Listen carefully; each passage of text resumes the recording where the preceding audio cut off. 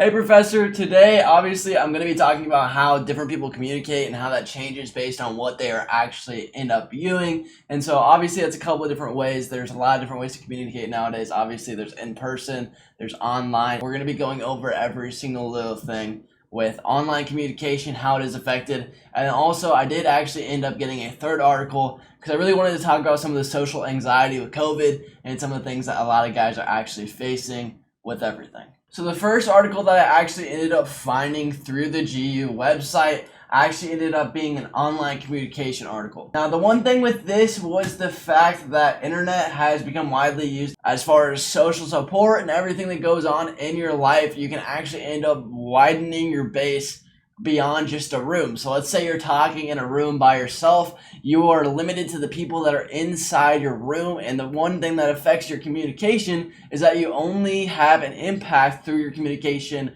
at that time in physical world with the people that are around you and the people that are seeing and listening to what you are actually saying. Whereas online, you actually have a lot of other things. You can actually end up talking to people throughout the world. You can tell them, you can find help. One big example of this about how great communication can be is basically the internet for a lot of people in poverty, and the internet that goes for a lot of people that are facing either prejudice or facing discrimination, or their natural rights are actually being taken away, is they can talk about this and they can talk to the world about fixing that problem. The dark web is a great situation for that. Obviously the dark web is used for a lot of bad things, but it is also used for a lot of good things and a lot of trafficking out of countries and stuff like that whenever people are dealing with large amounts of oppression. The next thing that this article actually ends up talking about is online communication and psychological well-being. Now this is going to kind of be the main position of this, is that the one thing that happens with online communication is physical communication. It's really needed. And so it talks about kind of emailing and depression and kind of how the loneliness of chatting and instant messaging online happens. Now, of course, online messaging can be an amazing and a wonderful thing, but whenever you are not getting a lot of physical day-to-day exposure to physical interaction, especially with other people through talking and stuff like that, it can actually be a really hard thing, and it can affect your mental health and stuff like that, which is completely understandable considering you're not going to be with people. It's a lot more lonely whenever you're talking to somebody over the internet than it is in person, touch and everything. Obviously, there's lots of psychological benefits of all of this, but this is kind of the main thing that the article is getting at. Next article I actually ended up getting off Google, but it's a really amazing article and was really, really interesting. It's actually how differences between online and offline interaction influence social outcomes. So this is a really cool thing because it's a lot of psychology on basically how the world works and how communication works, and it talks about social lives, especially nowadays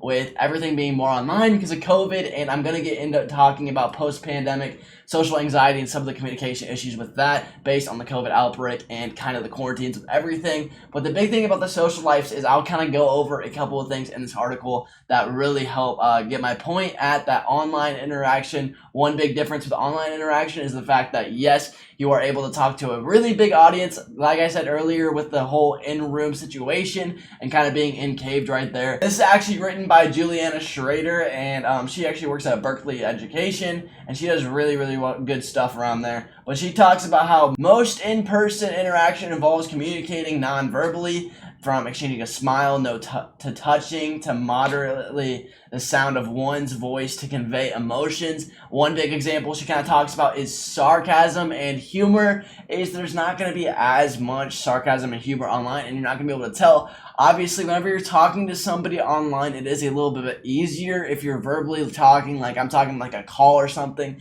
But if you are doing it through text, it's hard to see sarcasm and stuff like that. And so that's one thing that's a lot different. One thing that it also talks about is the wider dissemination of content online. So offline interactions, the size of someone's audience is limited to the physical size of the room. Again, something that I said earlier today is whenever you're talking to somebody inside of a room, you are not going to be able to get as big of an audience as you were. Let's say I'm in an online chat room with 40,000 people. You're going to be able to reach all those 40,000 people. It's going to be a lot louder in there as far as traffic goes. So back to the question of how people communicate on different media they're using. Whenever they are online, you're going to be able to communicate not necessarily through sarcasm, but you're going to be able to communicate through more people, and there are pros and cons to that. The pros of this is that whenever you're communicating online, you have a lot bigger of an audience. The cons of this is physical interaction is very important for humans, and one big thing that I'm going to kind of leap off of this is the big COVID outbreak that happened. One big thing from the pandemic was actually social anxiety. A lot of people now, whenever they're outside, they're not ready to party. They're not ready to do a lot of things that they did a couple years ago that they would do now. And so communicating online, it has gotten a lot easier and a lot better, but social anxiety and social things now have gotten a lot worse because of the pandemic. One thing I think that my online communication article helps prove the point of how people communicate is that it talks about online usage and kind of the important factors of online communication and the big variety of what you can do online versus in person. You can tell that their audience is people wanting to know how online communication affects the psychological part of everybody. And like I said earlier, I actually ended up finding this source through the GU library web source that we ended up getting through the D2L page. With my online and offline interaction article, I think that this was definitely the best article. It really got to the point, and I know that we have the GU thing there, but it was kind of really hard to actually find exactly what I wanted. But whenever I'm Google searching something, I can actually find a lot more exact answer. And this Science Direct article I thought was a lot better than the other article I got. It made a lot more sense to me. It was very short and concise with some of the points that it made. And again, the one big takeaway I had from this was actually the in-person communication versus the outdoor communication and the online communication. Is that whenever you're indoor, you're confined, and whenever you're outdoor, whenever you're communicating, you can communicate through social media and all these things. You can reach a lot wider of an audience, and that really stuck with me to the point of how people communicate,